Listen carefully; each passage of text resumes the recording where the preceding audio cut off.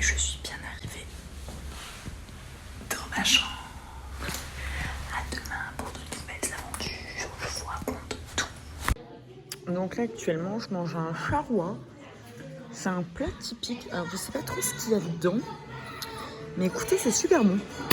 Franchement j'adore. J'adore la nourriture égyptienne. J'adore. Donc me voilà, après une semaine, je me retrouve en Égypte. Bah écoutez, c'est top. Donc pour tout vous raconter, donc le vol s'est super bien passé. J'ai eu des putains de goodies. Et ouais, voyage avec Air France, un petit plaid, un petit coussin. Non, peut-être pour que les gens c'est normal pour moi, je voyage toujours en low cost. C'était incroyable. Et donc j'arrive à l'aéroport, comme les gens diplomates. J'avais ma petite pancarte avec mon nom, donc j'ai pas trop pu vous filmer parce que je trouvais ça un peu bizarre. Déjà j'étais plus en train de chercher où est-ce qu'il est. Il y avait tellement de portes, de choses à donner. D'ailleurs, ah oui, ça c'est une autre chose. Notre avion avait un peu de retard parce qu'il y a des gens qui n'ont pas réussi à passer les portes de Roissy. Parce qu'en fait pour aller en Égypte, fallait soit être égyptien, soit avoir un motif impérieux. Bon, moi j'ai dit oui, du coup,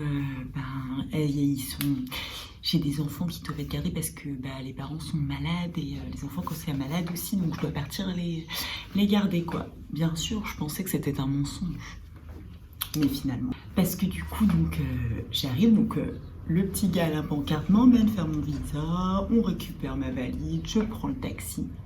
Le taxi, on en parle. J'ai cru que j'allais jamais arriver vivante. Donc en fait l'Égypte, comment vous dire, ils sont 22 millions, je pense qu'il y a à peu près 100 000 tués sur les routes par jour. Donc déjà ils sont tellement nombreux qu'ils ont 3 voies dans un sens.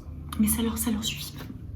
Du coup ils roulent, c'est-à-dire que vous voyez la ligne du milieu, voilà, il y en a un dessus, donc il y en a un là, un sur la ligne, un autre sur la vraie voie, donc celle du milieu, un autre sur la ligne, et un autre... donc sur la dernière voie, je sais pas si vous avez vu les vidéos là des go fast où ça fait ça entre toutes les voitures ou c'était ça.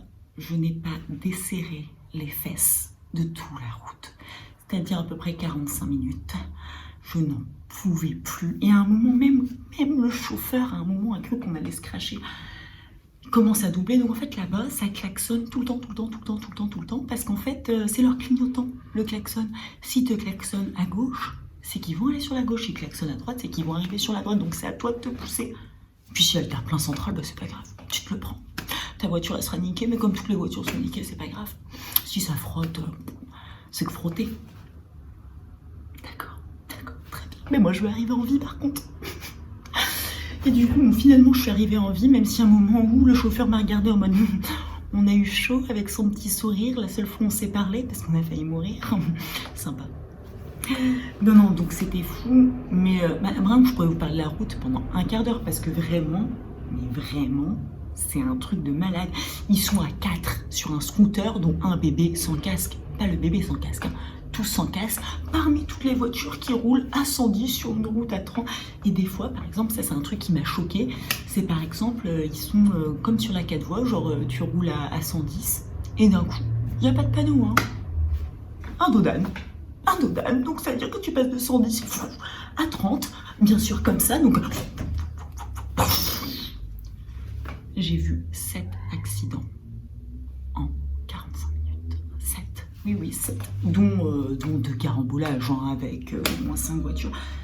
Je me dis, il serait peut-être temps de faire de la prévention routière, je sais pas, quelque chose, je vais appeler le gouvernement, je sais pas faire quelque chose parce que là moi j'ai pas repris la route depuis, j'ai pas repris la route et je sais pas si je vais pouvoir reprendre la route et j'en ai parlé aux autres au pair parce que oui, j'ai 2 autres au pair, donc une mexicaine et une russe qui m'ont dit qu'au début ça les avait choqués, que maintenant tu t'y fais à la longue.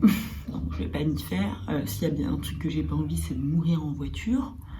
Donc voilà, vous verrez leur transport public, parce que moi j'ai demandé, du coup, je peux aller prendre le bus et tout. Ils m'ont regardé genre, non, pas vraiment. Non, pas vraiment, pas du tout même.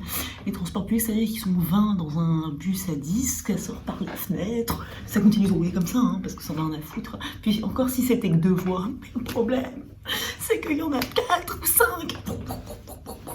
Accéléré. Bref. Du coup, à un moment, donc on roule. En plus, c'est pas que je vois, des fois je voyais son GPS, donc qui était en arabe, du coup je savais pas dans combien de temps on arrivait, enfin, où est-ce qu'on était. C'est pas qu'il suit pas le GPS. Et on s'éloignait. Oh, je me suis dit à tous les coups, c'est bon, je vais me faire enlever, ma vie elle est finie. Et pas du tout. Après avoir traversé donc toute la ville, on arrive à un moment, il m'amène près des barrières et je me dis ah bah c'est ma résidence quoi. Et le gars nous dit non, vous pouvez pas entrer. Comment ça je peux pas entrer? Donc on refait tout le tour et on va voir un autre gars qui nous dit faut payer pour entrer. Quoi? Non, moi je veux juste, il a regardé si j'étais vraiment, si le gars mentait pas pour voir mes valises et tout, donc là-bas tout se paye. Et donc on arrive, donc moi je pensais que ça allait être un quartier, voilà. Mais en fait non, c'est une ville. En fait, si vous voulez, ils ont tout barricadé, fait des grands murs. C'est la chute du mur de Berlin. Hein. Parce que oui, ils font des grands murs et c'est une ville à l'intérieur de la ville. Moi, je pensais juste voir 2-3 maisons, voilà. Mais non, il y a des commerces, il y a des restos. Mais seuls les gens qui habitent dans le quartier peuvent y aller, en fait. C'est assez bizarre, mais après, si tu cherches la tranquillité, c'est vrai que c'est vrai que c'est pas mal. Du coup, j'arrive à 1h du matin. Je sonne, donc 1h passée. Donc moi, j'en pouvais plus. J'avais pris mon train à 7h15 la veille.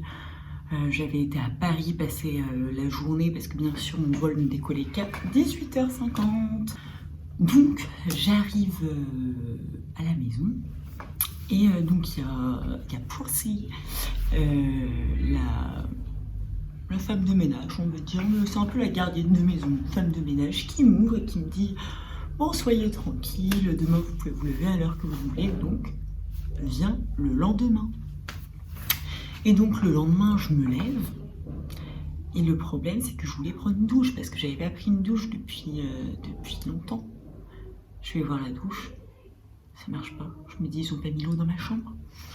Ah putain, et tout. Et en fait, je vais vous montrer, je suis juste trop con, mais je peux... Margot le boulet, je me suis dit, si je fais ça, je vais démonter la douche. Donc non. Du coup, je vais vous expliquer le truc de la douche. Donc moi, j'arrive de bon matin, toute motivée. Puis je regarde, je rentre, et puis je me dis, oh. Bon. Ok, comment je vais faire? Je check sur le côté, pas de bouton. Je me dis, mais comment c'est possible? Et en fait, je vous explique. Je vais laisser ça. En fait, faut lever ça. Ah putain, comme ça. Mais qui l'aurait deviné? Enfin, je veux dire, moi, j'ai les tigeurs normales. J'ai pas les 1000 G. Enfin, je suis pauvre. Je représente le tiers état. Non, moi, j'ai pas tout ça chez moi. Mais voilà, trop fan de ma petite vue, de ma chambre. Je m'en lasse pas, je vous jure, je pourrais passer des... Bon, là, il y a de la moustiquaire. C'est pour ça que c'est un peu flou. Mais j'adore. Donc, avant ça, bien sûr, je ne savais pas. Donc, je descends en bas. Et je vois donc Pourcy. Et une fille que je ne connais pas. Et juste le petit, quoi. Je me dis, mais c'est bizarre. Et en fait, j'apprends que la mère et la fille ont le corona. Donc d'une, je n'ai pas menti à Roissy, déjà. Et de deux, non mais je risque ma vie, vous vous rendez compte? Non, du coup, super. Du coup, la Mexicaine n'était pas là parce que vu qu'ils ont eu le corona et qu'elle a un copain ici, ils ont préféré qu'elle reste chez son copain, tant mieux. Donc j'ai dû porter un masque. La journée s'est super bien passée. On a fait pas mal de trucs. Et donc le premier jour, donc j'aurais fait des crêpes.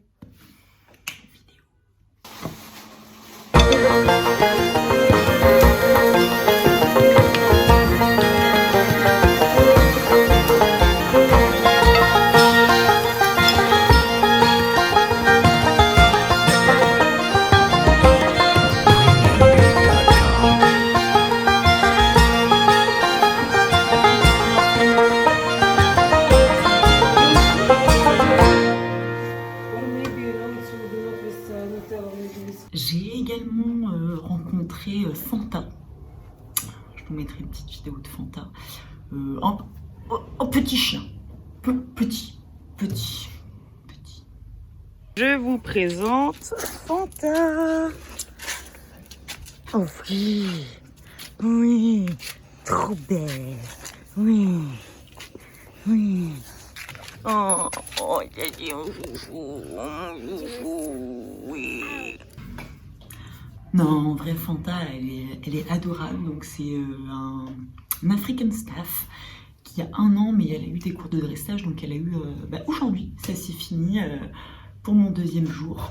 Même pas 48 heures, j'ai eu le droit à un petit cours de dressage de chien. Non, mais c'est vrai qu'elle a beaucoup de force. Et du coup, on allait la promener. Parce qu'en fait, j'habite. Je vais vous faire un peu un home tour si je peux maintenant.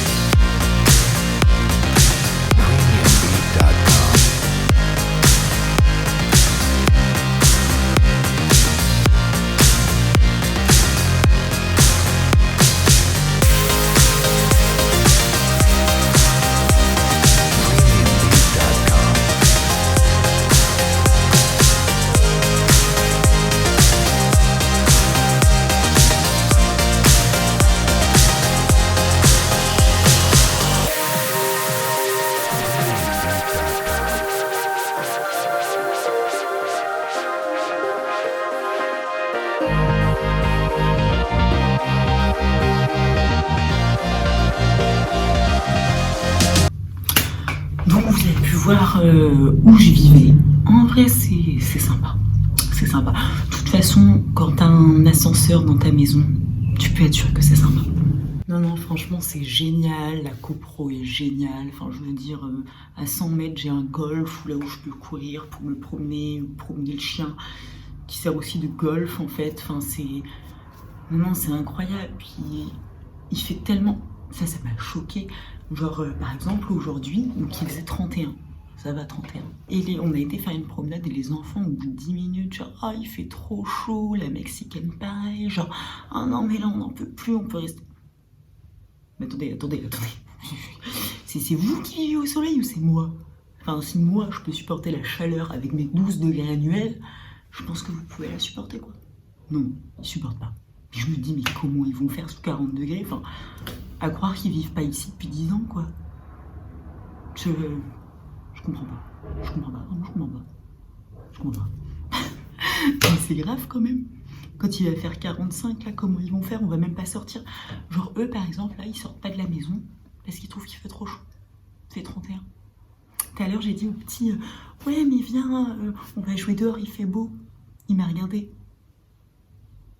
Comme si, Margot, chez nous, il fait tout le temps beau, toute l'année.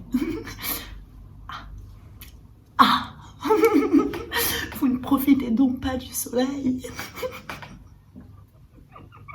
Trop une réflexion bretonne, c'est... Moi, j'arrête pas de parler du temps, tu sais, là-bas, il doit pleuvoir 4 jours par an. Donc, voilà. Bon, après, ça fait même pas 48 heures que je suis arrivée. Donc voilà, j'ai pas non plus masse de choses à dire ou à faire, mais ce que je peux vous dire, c'est que les gens sont super. J'ai pas rencontré le père parce qu'il est en voyage d'affaires et que la mère a le corona, du coup elle reste dans sa chambre. La petite Nour, elle a pu sortir parce qu'elle a le corona, mais elle est asymptomatique.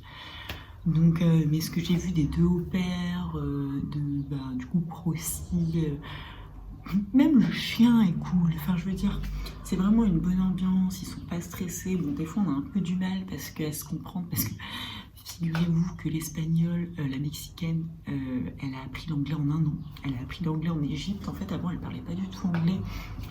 Et la russe, des fois, c'est compliqué. D'ailleurs, tout à l'heure, même hier, en fait, elle a un accent russe.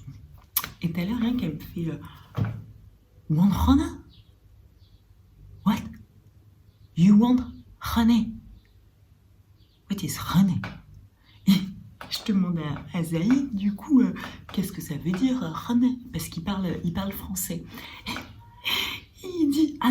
qu'elle voulait dire c'est honey. Ah, Hannah is honey. Ok, ça va pas être facile. Et en fait, des fois, Zaïd, il arrête pas de la reprendre parce que la Russe, elle parle super bien anglais, mais avec un accent. T'as peur. Tu comprends rien. Genre, je sais pas, par exemple, le mot birthday, elle va dire birthday. Birthday? What is birthday? Ah, birthday. Ok. Non, mais après, les petits, ils parlent super bien français. Bon, la petite Nour, pas trop. Elle a 5 ans. Non, franchement, mais ils sont trop forts. Ils ont déjà 3 alphabets et 5 langues. Moi, ils vont être le roi du monde. Et donc, je vous ai parlé de Procy, donc, qui est la housekeeper. Et donc, c'est là qu'elle dort. Voilà, on lui a mis un lit. Bon, c'est mieux que